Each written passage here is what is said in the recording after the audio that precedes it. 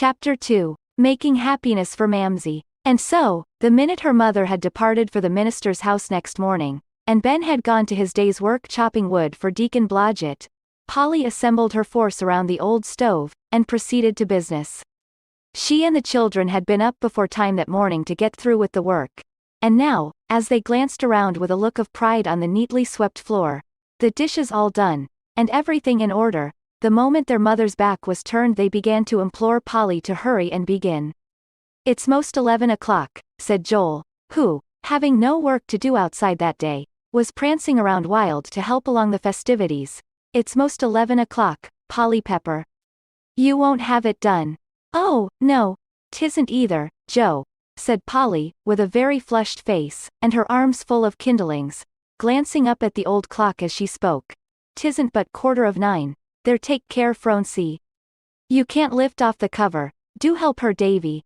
"No, let me," cried Joel, springing forward. "It's my turn. Dave got the shingles. It's my turn, Polly." "So it is," said Polly. "I forgot. There," as she flung in the wood, and poked it all up in a nice little heap coaxingly. "It can't help but burn. What a cake we'll have for Mamsie." "It'll be so big," cried Phronsie, hopping around on one set of toes, "that Mamsie won't know what to do, will she, Polly?" "No, I don't believe she will," said Polly, gaily, stuffing in more wood. "Oh dear. There goes Ben's putty, it's all come out." "So it has," said Joel, going around back of the stove to explore, and then he added cheerfully, "It's bigger than ever. Oh. It's an awful big hole, Polly." "Now, whatever shall we do?" said Polly, in great distress. "That hateful old crack. And Ben's clear off to Deacon Blodgett's." "I'll run and get him," cried Joel, briskly. "I'll bring him right home in 10 minutes. "Oh no, you must not, Joe," cried Polly in alarm. "It wouldn't ever be right to take him off from his work. Mamsie wouldn't like it." "What will you do, then?" asked Joel, pausing on his way to the door. "I'm sure I don't know," said Polly, getting down on her knees to examine the crack. "I shall have to stuff it with paper, I suppose." "It won't stay in," said Joel, scornfully. "Don't you know you stuffed it before, last week?" "I know," said Polly, with a small sigh, and sitting down on the floor, she remained quite still for a minute, with her two black hands thrust out straight before her. "Can't you fix it?" asked Davy, soberly coming up. "Then we can't have the cake." "Dear me," exclaimed Polly, springing up quickly. "Don't be afraid, we're going to have that cake. There, you ugly old thing, you. See what you've done."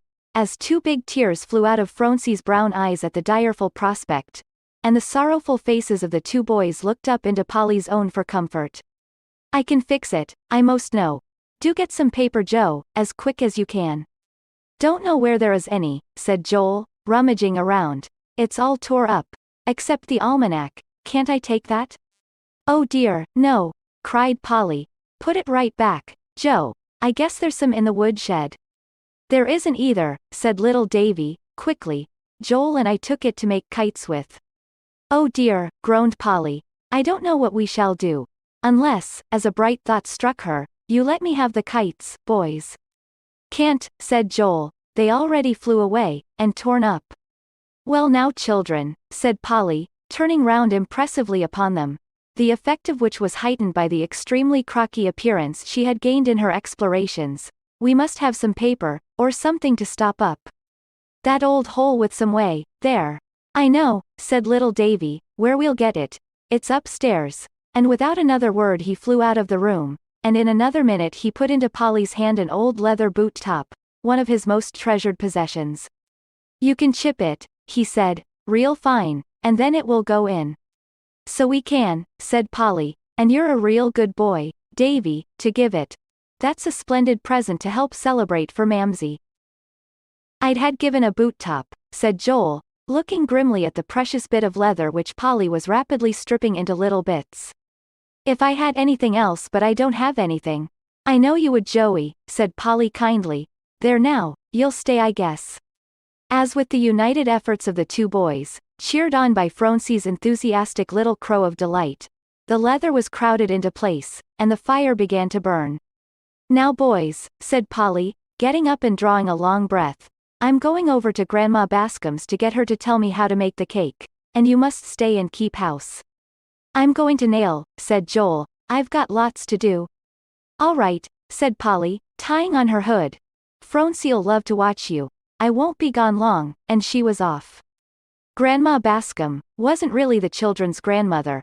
Only everybody in the village called her so by courtesy. Her cottage was over across the lane, and just a bit around the corner, and Polly flew along and up to the door, fully knowing that now she would be helped out of her difficulty. She didn't stop to knock, as the old lady was so deaf she knew she wouldn't hear her, but opened the door and walked in. Grandma was sweeping up the floor, already as neat as a pin. When she saw Polly coming, she stopped and leaned on her broom. How's your ma? She asked, when Polly had said good morning, and then hesitated. Oh, Mammie's pretty well, shouted Polly into the old lady's ear, and tomorrow's her birthday. Tomorrow will be a bad day, said Grandma. Oh, don't never say that. You mustn't borrow trouble, child. I didn't, said Polly. I mean, it's her birthday, Grandma. This laughed so loud that Grandma's cap's border vibrated perceptibly. The land's sakes it is, cried Mrs. Bascom, delightedly. You don't say so. Yes, said Polly, skipping around the old lady, and giving her a small hug. And we're going to give her a surprise. What is the matter with her eyes? Asked Grandma, sharply turning around and facing her. She's been a-sewing too steady, hadn't she? A surprise, shouted Polly, standing upon tiptoe, to bring her mouth on a level with the old lady's ear. A cake, Grandma, a big one. A cake, exclaimed Grandma, dropping the broom to settle her cap, which Polly in her extreme endeavors to carry on the conversation, had knocked slightly awry. Well, that'll be fine. Yes, said Polly, picking up the broom, and flinging off her hood at the same time, and, oh, won't you please tell me how to make it, Grandma? To be sure, cried the old lady, delighted beyond measure to give advice. I've got splendid recipes. I'll go get them right off, and she ambled to the door of the pantry. And I'll finish sweeping up, said Polly, which Grandma didn't hear, so she took up the broom, and sent it energetically and merrily flying away to the tune of her own happy thoughts. Yes, they're right in here, said Grandma, waddling back with an old tin teapot in her hand. Goodness, child. What a dust you've kicked up. That ain't the way to sweep. And she took the broom out of Polly's hand, who stood quite still in mortification. There, she said, drawing it mildly over the few bits she could scrape together, and gently coaxing them into a little heap. That's the way, and then they don't go all over the room. I'm sorry, began poor Polly. That ain't any matter, said Mrs. Bascom, kindly catching sight of Polly's discomforted face. That ain't a mite of matter. You'll sweep better next time. Now let's go to the cake. And putting the broom into the corner, she waddled back again to the table, followed by Polly, and proceeded to turn out the contents of the teapot, in search of just the right recipe. But the right one didn't seem to appear, not even after the teapot was turned upside down and shaken by both Grandma's and Polly's anxious hands.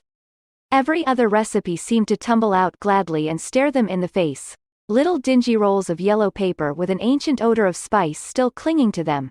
But all efforts to find this particular one failed utterly. Won't some other one do? Asked Polly, in the interval of fruitless searching. When Grandma bewailed and lamented, and wondered, where I could put it.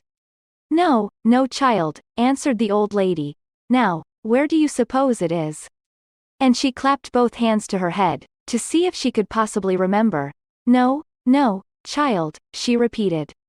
Why, they had it down to my niece Mirandy's wedding was just elegant, light as a feather, and it wasn't rich either, she added. No eggs, nor. Oh, I couldn't have eggs, cried Polly, in amazement at the thought of such luxury, and we've only brown flour, Grandma, you know. Well, you can make it a brown, said Mrs. Bascom kindly. When the raisins is in, it will look quite nice. Oh, we haven't any raisins, answered Polly. Haven't any raisins, echoed Grandma, looking at her over her spectacles. What are you going to put in? Oh, cinnamon, said Polly briskly. We've got plenty of that, and it'll be good, I guess, Grandma. She finished anxiously. Anyway, we must have a cake. There isn't any other way to celebrate Mamsie's birthday. Well now, said Grandma, bustling around.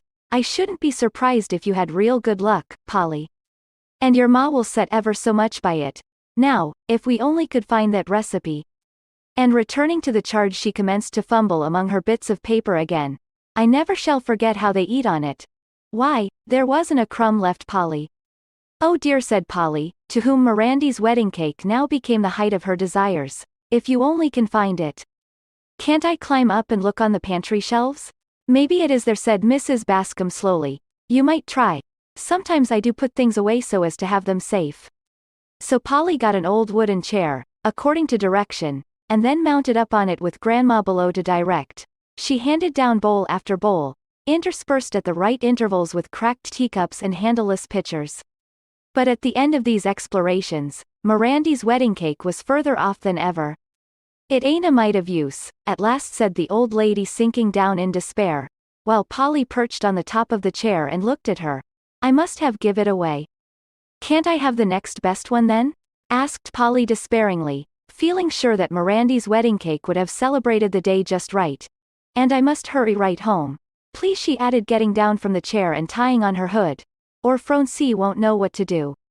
So another recipe was looked over and selected, and with many charges and bits of advice not to let the oven get too hot, etc. Polly took the precious bit in her hand and flew over home. Now, we've got to. She began bounding in merrily with dancing eyes, but her delight had a sudden stop, as she brought up so suddenly at the sight within, that she couldn't utter another word. Francie was crouching, a miserable little heap of woe, in one corner of the mother's big calico-covered rocking chair, and crying bitterly while Joel hung over her in the utmost concern. What's the matter? Gasped Polly. Flinging the recipe on the table, she rushed up to the old chair and was down on her knees before it, her arms around the little figure. Francie turned and threw herself into Polly's protecting arms, who gathered her up, and sitting down in the depths of the chair, comforted her as only she could. What is it? She asked of Joel, who was nervously begging Francie not to cry. Now, tell me all that's happened. I was nailing, began Joel. Oh dear. Don't cry, Francie. Do stop her, Polly. Go on, said Polly hoarsely. I was nailing, began Joel slowly, and Davy's gone to get the peppermint, he added, brightening up. Tell me, Joe, said Polly, all that's been going on, and she looked sternly into his face. Or I'll get Davy to, as little Davy came running back with a bottle of castor oil which in his flurry he had mistaken for peppermint. This he presented with a flourish to Polly, who was too excited to see it. Oh no, cried Joel in intense alarm. Davy isn't going to. I'll tell Polly, I will truly. Go on then, said Polly, tell at once. Well, said Joel, gathering himself up with a fresh effort. The old hammer was shaking and Francie stuck her foot in the way. And I couldn't help it, Polly. No, I just couldn't, Polly. Quick as a flash, Polly tore off the little old shoe and well-worn stocking, and brought to light Francie's fat little foot.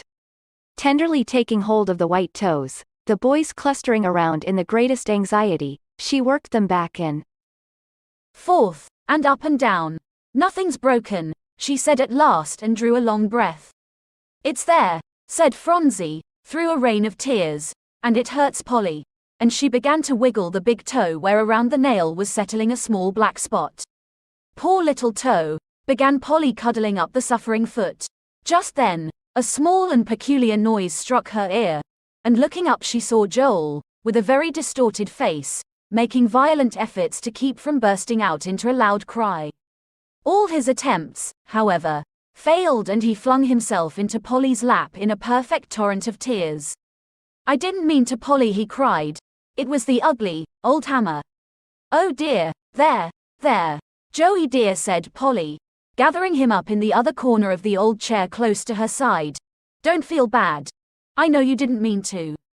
And she dropped a kiss on his stubby black hair. When Phronsie saw that anybody else could cry, she stopped immediately and, leaning over Polly, put one little fat hand on Joel's neck. Don't cry, she said. Does your toe ache? At this, Joel screamed louder than ever, and Polly was at her wits' end to know what to do. For the boy's heart was almost broken, that he should have hurt Phronsie, the baby, the pet of the whole house, upon whom all their hearts centered. It was too much, so for the next few moments, Polly had all she could do by way of comforting and consoling him. Just as she had succeeded, the door opened and Grandma Bascom walked in. "Setting down," said she. "I hope your cake ain't in, Polly," looking anxiously at the stove, "for I've found it." And she waved a small piece of paper triumphantly towards the rocking chair as she spoke. "Do tell her," said Polly to little David, "what's happened, for I can't get up." So little Davy went up to the old lady and, standing on tiptoe, screamed into her ear all the particulars he could think of concerning the accident that had just happened. "Hey," said Grandma in a perfect bewilderment. "What's he saying, Polly? I can't make it out." "You'll have to go all over it again, David," said Polly despairingly. She didn't hear one word, I don't believe. So David tried again, this time with better success. And then he got down from his tiptoes and escorted Grandma to Phronsie in flushed triumph. "Land alive," said the old lady sitting down in the chair which he brought her. "You got pounded, did you?" looking at Phronsie as she took the little foot in her ample hand. "Yes, said Polly quickly. "It wasn't anyone's fault. What'll we do for it, Grandma?" "Wormwood," said the old lady, adjusting her spectacles in extreme deliberation and then examining the little black and blue spot which was spreading rapidly. "Is the very best thing. And I've got some to home. You run right over," she said, turning round on David, "quickly, and get it. It's hanging by the chimbley." Let me," cried Joel, springing out of the old chair so suddenly that Grandma's spectacles nearly dropped off in fright. "Oh, I want to do it for Phronsie." "Yes, let Joel please," put in Polly. "He'll find it, Grandma." So Joel departed with great speed and presently returned with a bunch of dry herbs which dangled comfortingly by his side as he came in. "Now I'll fix it," said Mrs. Bascom, getting up and taking off her shawl. "There's a few raisins for you, Polly. I don't want them, and they'll make your cake go better," and she placed a little parcel on the table as she spoke.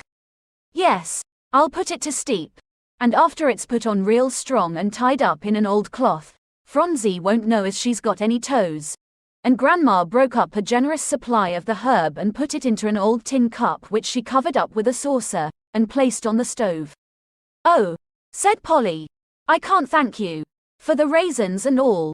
You're so good." "They're awful hard," said Joel, investigating into the bundle with Davy, which however luckily the old lady didn't hear. "There, don't try," she said cheerily. "And I found Cousin Mirandy's wedding cake recipe, for—" "Did you?" cried Polly. "Oh, I'm so glad," feeling as if that were comfort enough for a good deal. "Yes, it was in my Bible," said Mrs. Bascom. "I remember now. I put it there too. Be ready to give John's folks when they come in. They wanted it. So you'll go all straight now. And I must get home, for I left some meat boiling." So Grandma put on her shawl and waddled off, leaving a great deal of comfort behind her. "Now said Polly to Phronsie, when the little foot was snugly tied up in the wet wormwood, "you've got to have one of Mamsie's old slippers." "Oh ho," laughed Phronsie. "Won't that be funny, Polly?" "I should think it would," laughed Polly back again, pulling on the big cloth slipper, which Joel produced from the bedroom, the two boys joining uproariously, as the old black thing flapped dismally up and down and showed strong symptoms of flying off. "We shall have to tie it on. It looks like a pudding bag," said Joel as Polly tied it securely through the middle with a bit of twine. "An old black pudding bag," he finished. "Old black pudding bag," echoed Phronsie with a merry little crow, and then all of a sudden she grew very sober and looked intently at the foot thrust out straight before her as she still sat in the chair. "What is it, Phronsie?" asked Polly, who was bustling around making preparations for the cake making. "Can I ever wear my new shoes again?" asked the child gravely, looking dismally at the black bundle before her. "Oh yes. My goodness, yes," cried Polly, as quick again as ever. "You'll be around again as smart as a cricket in a week, see if you aren't." "Will it go on?" asked Phronsie, still looking incredulously at the bundle and button up. "Yes indeed," cried Polly, again. "Button into every one of the little holes, Phronsie Pepper. Just as elegant as ever." "Oh," said Phronsie, and then she gave a sigh of relief and thought no more of it because Polly had said that all would be right.